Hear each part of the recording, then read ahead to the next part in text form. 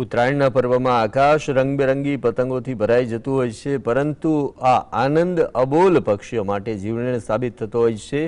પક્ષીઓના જીવ બચાવવા માટે રાજ્ય સરકાર દ્વારા 10 થી 20 જાન્યુઆરી સુધી કરુણા અભિયાનનો પ્રારંભ કરી દેવાયો છે। ગુજરાતના 24 જિલ્લાઓમાં 20 જાન્યુઆરી સુધી કરુણા અભિયાન વેગવંતુ બન્યું છે। ઉત્તરાયણ પર પતંગની ધારદાર દોરીથી અબોલ પશુ પંખીઓ મોટા પ્રમાણમાં ઈજાગ્રસ્ત થતા હોય છે। ત્યારે રાજ્યના શહેરો અને જિલ્લાઓમાં પક્ષીઓના રક્ષણ માટે 1962 હેલ્પલાઇન સેવા કાર્યરત કરી દેવામાં આવી છે, જેના દ્વારા દર વર્ષે હજારો ઈજાગ્રસ્ત પક્ષીઓને બચાવવામાં આવે છે। આ અભિયાન હેઠળ ખાસ વ્યવસ્થા ઊભી કરવામાં આવી છે, જેમાં 41 જેટલી બિનસરકારી સંસ્થાઓ પણ ખભેખભા મિલાવીને પક્ષીઓની સેવામાં જોડાઈ છે। વિવિધ એનજીઓઝ એટલે કે સંસ્થાકીય રીતે સેવાકીય પ્રવૃત્તિઓ સાથે જોડાયેલી સંસ્થાઓ, આ ઉપરાંત વ્યક્તિગત રીતે પણ ઘણા બધા જીવદયા પ્રેમીઓ આ કરુણા અભિયાન સાથે જોડાય છે અને આ અભિયાન ગુજરાતની અંદર 10 તારીખથી લઈને 20 તારીખ સુધી ગુજરાત સરકાર દ્વારા ઓફિશિયલી ડિક્લેર કરવામાં આવે છે। આંકડાકીય વિગતો મુજબ દર વર્ષે ઉત્તરાયણના પર્વ પર 1500થી વધુ ઇમરજન્સી કોલ્સ આવતા હોય છે।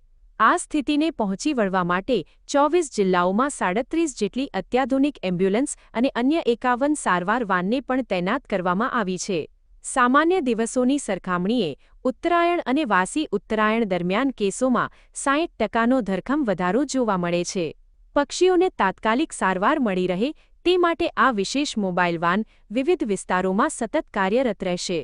કરુણા અભિયાનના ડેટા મુજબ પક્ષીઓના કેસમાં સામાન્ય રીતે દરરોજ નોંધાતા 25 કેસોની સામે ઉત્તરાયણ વખતે 1600%ના તોતિંગ વધારા સાથે દૈનિક અંદાજે 429 કેસો નોંધાય છે, જેમાં સૌથી વધુ કોલ પક્ષીઓના જીવ બચાવવા માટે હોય છે। અને મોબાઈલ વેટરનરી ડિસ્પેન્સરી એમ મળીને શહેરી વિસ્તારો કે જ્યાં વધારે પ્રમાણમાં પતંગ ઉડાડવાનું મહત્ત્વ છે, એવા વિસ્તારોમાં વધારાની ફ્લીટને ગવર્મેન્ટ ઓફ ગુજરાત સાથે ક્લોઝ કોર્ડિનેશન કરીને ડિપ્લોય કરવામાં આવેલી છે।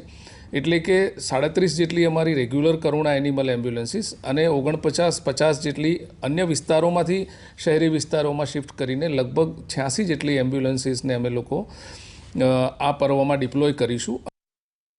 રાજ્ય સરકાર અને સેવાભાવી સંસ્થાઓના સમન્વયથી ચાલતું આ અભિયાન અબોલ જીવો માટે આશીર્વાદરૂપ સાબિત થયું છે। નાગરિકોને પણ અપીલ કરવામાં આવી છે કે ઈજાગ્રસ્ત પક્ષી દેખાય તો તુરંત 1962 પર સંપર્ક કરી કરુણા અભિયાનમાં સહભાગી બને। જતીન બારોટ, GSTV, અમદાવાદ।